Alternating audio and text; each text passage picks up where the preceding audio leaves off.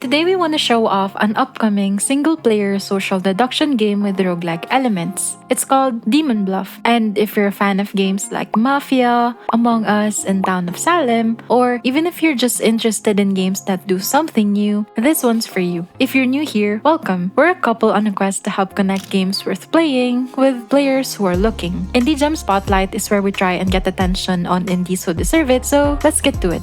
At its core, Demon Bluff is a simple logic game. Cards unfold on the board, each presenting their own information. The catch is that some of these cards are evil and thus bluffing. Your job is to find out who and execute them.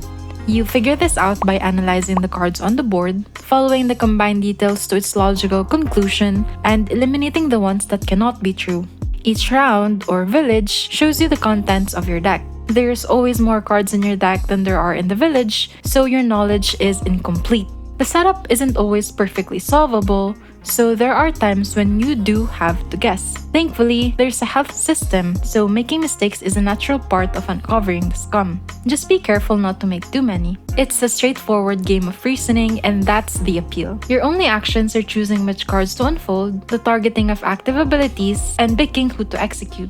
Most of the engagement is mental, the cogs in your brain turning as you think through the puzzle. We never imagined that a single-player social deduction game could work, but it surprisingly does. Umior, the two siblings behind this game, drew inspiration from a board game called Blood on the Clock Tower. Translating a multiplayer game into one you can play on your own is such a creative innovation, and their execution is flawless. The card art is gorgeous, the atmosphere is on point with striking audiovisual direction, and there's endless game permutations with 150 different cards you can encounter. We only got to play around with roughly 30 of them in the playtest, but it was enough to sell us on the concept. There's 4 types of characters in the game. Villagers, who have helpful abilities, like Lover, which tells you how many evil characters are next to it, or Judge, which lets you learn if someone is lying. Outcasts, who are still innocent but interfere rather than help, like a Wretch, which other characters will see as evil. And lastly, there are Minions and Demons. Both of these are evil,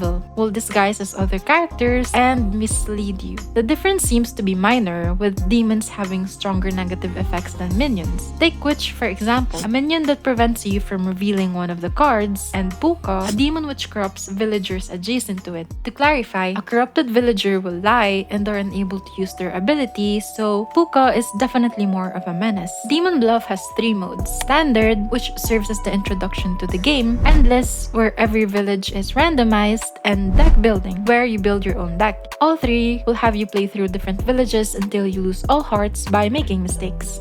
We'd like to tell you more about the roguelike aspects of this game, but sadly, we don't think it's set in stone yet. The roguelike elements aren't really present in the current demo build. We did ask the devs about it, and they said that they will convert the standard mode into being more roguelike in the future. They added that they're still working on the deck building mechanics, where you'll be able to pick cards, potions, and passives. We did try a simplified version of the deck building mode that's available on itch. In that prototype, you pick new cards after every round, and you get the option to buy or remove guards or gain health in between every village. It was more of a proof of concept than finalized gameplay, so we'll focus on the core game for the rest of the video. We'll link the prototype in the description for those interested. Anyway, the core gameplay is definitely strong here. I played 7 hours straight when I first booted it up. It's easy to get into, but gets complex and sometimes even confusing as you get deeper into higher difficulties. The game actually evolves while you play it, becoming more elaborate by introducing day and night phases,